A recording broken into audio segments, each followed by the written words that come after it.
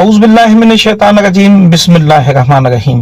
رسول کریم صلی اللہ علیہ وسلم کے دور میں کچھ قریش مکہ ایک یہودی عالم کے پاس گئے اور اس سے کہا کہ حضور صلی اللہ علیہ وسلم سے ایسا کیا سوال پوچھا جائے کہ ان کے نبی ہونے کی حقیقت واضح ہو جائے۔ اس کے جواب میں یہودی عالم نے آپ صلی اللہ علیہ وسلم سے 3 سوال پوچھنے کو کہا، جن میں ایک سوال یہ تھا کہ اصحاب الکہف کون تھے۔ لہٰذا اللہ پاک نے اپنے پیارے محبوب کو اس کا جواب قرآن پاک کے سورۃ الکہف کے اندر مکمل وضاحت کے ساتھ بیان فرما دیا۔ حضرت عیسیٰ علیہ السلام کا دور تھا جب اللہ تعالیٰ نے آپ کو آج کے دور کے فلسطین کے علاقے میں اسلام کی تبلیغ کے لیے بھیجا۔ یہ علاقہ اس وقت رومن امپائر میں شمار ہوتا تھا۔ یہ بت پرست لوگ تھے۔ یہاں ایک یہودی بادشاہ کی حکمران جو رومن حکومت کے ماتحت کام کر رہا تھا۔ جب حضرت عیسیٰ علیہ السلام نے تبلیغ شروع کی تو رومی لوگ آپ کے مخالف ہو گئے اور آپ کو گرفتار کر کے سولی پر لٹکانا چاہا، مگر اللہ کے حکم سے آپ کو زندہ آسمان پر اٹھا لیا۔ اس واقعے کے کچھ عرصے بعد یہودی لوگوں نے رومی حکومت کے خلاف بغاوت کر، لہٰذا اس کے رد عمل میں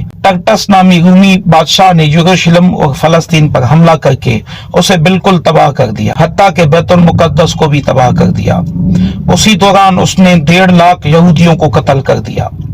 جو بچے کچے یہودی یہاں رہ گئے تھے وہ جان بچا کر فلسطین سے نکل گئے، مگر جو حضرت عیسیٰ علیہ السلام کے ماننے والے اور ان کے تعلیمات کے پیروکار تھے صرف وہی فلسطین میں موجود رہے۔ دقیانوس بادشاہ جو کہ رومی تھا اور بت پرست تھا، لہٰذا اس کی حکومت میں موجود عیسائی لوگوں پر اس نے ظلم و ستم کرنا شروع کر دیے۔ ایک دن حضرت عیسیٰ علیہ السلام کے چند ماننے والے حوارین کو اس نے اپنے دربار میں بلایا اور ان سے کہا، میں تمہیں چند دن کی مہلت دیتا ہوں، تم اپنے نئے دین یعنی عیسائیت سے باز آ جاؤ، ورنہ میں تمہیں قتل کر دوں گا۔ حضرت عیسیٰ کے پیروکار یہ نوجوان لوگ دراصل اصحاب الکہف تھے، جن کے واقعے کا ذکر قرآن پاک میں سورۃ الکہف میں وضاحت سے آیا ہے۔ ان نوجوانوں نے جب یہ دھمکی سنی تو وہ شدید پریشان ہو گئے، کیونکہ وہ بادشاہ سے لڑنے کی ہمت نہیں رکھتے تھے اور نہ ہی شہر میں رہ کر عیسائی تعلیمات جاری رکھ سکتے تھے، ورنہ دقیانوس انہیں قتل کروا دیتا۔ لہٰذا انہوں نے شہر چھوڑ کر کہیں بھاگ جانے کا فیصلہ کیا اور اللہ پاک کی ذات پر بھروسہ کر کے شہر سے نکل گئے، یہ سوچتے ہوئے کہ اب اللہ پاک ہی ہمارے لیے کوئی فیصلہ کرے گا اور کوئی راستہ نکالے گا۔ یہاں تک کہ وہ ایک پہاڑ کی غار میں جا کر چھپ گئے اور وہیں سو گئے، یہاں تک کہ سوتے سوتے ان پر 300 سال کا عرصہ گزر گیا۔ ان چند نوجوانوں نے جب غار میں پناہ لی تو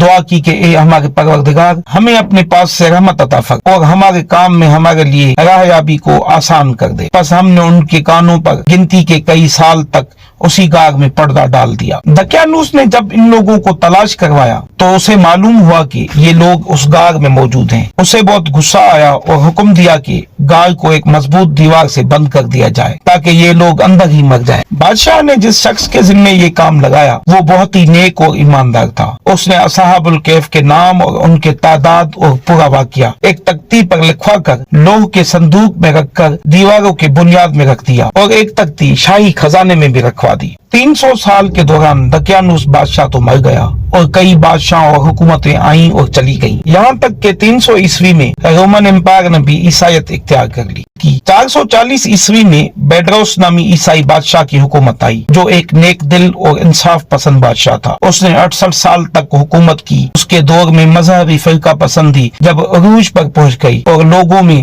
مرنے کے بعد دوبارہ زندہ کیے جانے اور قیامت کا یقین ختم ہوتا جا رہا تھا، قوم کا یہ حال دیکھ کر بادشاہ بہت رنجیدہ ہوا اور اللہ سے دعا کی، اے اللہ کچھ ایسی نشانی ظاہر فرما کہ میری قوم کے لوگوں کا ایمان پھر سے تازہ ہو جائے، مرنے کے بعد دوبارہ زندہ کیے جانے اور ایک خدا کا یقین ہو جائے۔ اللہ تعالیٰ نے اس کی یہ دعا قبول فرما دی۔ لہٰذا ایک روز ایک چرواہا اپنی بکریوں کو ٹھہرانے کے لیے اس غار کے پاس پہنچا۔ یہ وہی غار تھا جس میں اصحاب الکہف موجود تھے۔ اس چرواہے نے چند لوگوں کے ساتھ مل کر اس دیوار کو گروا دیا۔ دیوار کے گرتے ہی ان لوگوں پر ایسی ہیبت و خوفداری ہو گئی کہ سب گھبرا کر وہاں سے بھاگ گئے۔ یوں اللہ تعالیٰ کے حکم سے اصحاب الکہف اپنی نیند سے بیدار ہوئے اور ایک دوسرے سے سلام و کلام کرنا شروع ہو گئے اور اپنے ایک ساتھی یملکھا بازار سے کھانا لانے بھیجا۔ جب یملکھا بازار پہنچا تو یہ دیکھ کر حیران رہ گئے کہ شہر میں ہر طرف اسلام کا چرچا ہے، یہاں تک کہ لوگ اعلانیہ حضرت عیسیٰ علیہ السلام کا کلمہ پڑھ رہے ہیں اور उनकी तालीमात पर अमल भी कर रहे हैं। इस कश्मकश में यमलिखा ने खाने के एवज अपने जमाने के सिक्के दुकानदार को दिए। दुकानदार ने जब ये सिक्का देखा तो उसे शक हुआ कि शायद इस शख्स को पुराना खजाना मिल गया है, लिहाजा उसने यमलिखा को सिपाहियों के सुपर्द कर दिया। सिपाहियों ने यमलिखा से पूछा, बताओ ये खजाना कहाँ से आया? यमलिखा ने कहा, हमारे पास कोई खजाना नहीं, ये हमारे ही पैसे हैं। सिपाहियों ने कहा, हम कैसे मान ले, क्योंकि ये सिक्का तो 300 साल पुराना है। यमलिखा ने कहा, पहले मुझे बताओ कि दकियानूस बादशाह का क्या हाल है? सिपाहियों ने जवाब दिया, आज उस नाम का कोई बादशाह नहीं, मगर सैकड़ों साल पहले उस नाम का एक बेईमान बादशाह गुजरा है, वो बुत परस्त था। ये सुनकर यमलिखा हैरान परेशान हुए और बताया कि हम कल तो उसके शहर से अपना ईमान और जान बचाकर भागे थे और मैं और मेरे साथी करीब के गाग में छुप गए थे, जबकि मेरे बाकी साथी अब भी गाग में मौजूद हैं। तुम मेरे साथ चलकर खुद ही देख लो। जब सिपाही और बहुत से लोग उस गाग के पास पहुंचे तो असहाबुल कैफ यमलिखा के इंतजार में थे। जब गाग पर बहुत से आदमी पहुंचे और शोर वो गुल सुनाई देने लगा तो असहाबुल कैफ समझे कि दकियानूस की फौज हमारे ताक़ुब करके गाग तक आ पहुंची है, लिहाजा वो अल्लाह के जिक्र और हमदो सना में मशगूल हो गए। सिपाहियों ने गाग पर पहुंचकर तांबे का वो संदूक बरामद कर लिया और उसके अंदर से तख्ती को निकाल कर पढ़ा तो वहाँ असहाबुल कैफ के नाम और ये लिखा था कि ये मोमिनीन की जमात है जो अपने दीन की हिफाजत के लिए दकियानूस बादशाह के खौफ से इस गाग में पनाह गुज़र गए। दकियानूस ने इस गाग के मुंह को बंद करवा दिया है। सिपाही ये देखकर हैरान व परेशान रह गए। जब कुछ समझ न आया तो अपने बादशाह बेडरोज को इत्तला कर दी। बादशाह ने ये खबर सुनी तो फौरन अपने अमरा और उलमाओं के हमरा पहुंच गए। असहाबुल कैफ ने गाग से निकलकर तमाम वाक़िया बादशाह से बयान किया। बेडरोस ने सजदा गुजार होकर अल्लाह ताला का शुक्र अदा किया कि ए अल्लाह, मेरी दुआ कबूल हुई और आपने ऐसी निशानी ज़ाहिर फरमाई कि इंसान मौत के बाद जिंदा होने का यकीन जरूर करेगा। उसके बाद असहाबुल कैफ ने बादशाह को दुआ दी। काम करने के बाद दोबारा उसी गाग में वापस चले गए और दोबारा वापस जाकर सो गए और उसी हालत में अल्लाह ताला ने उन्हें मौत दे दी।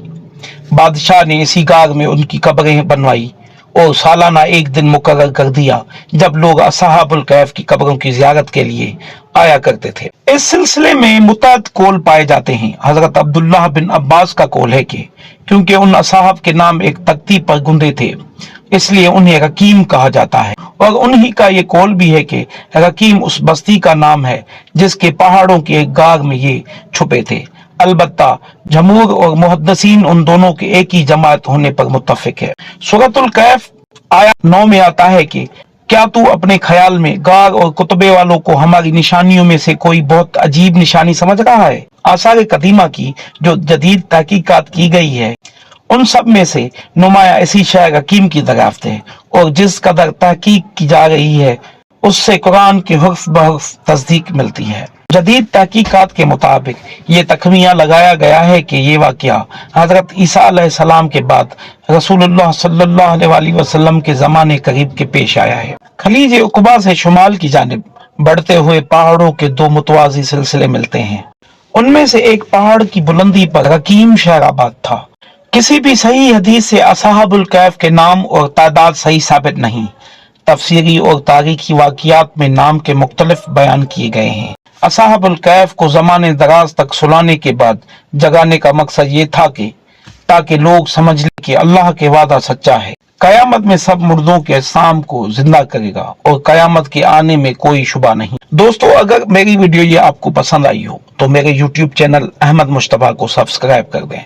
जज़ाकल्लाह।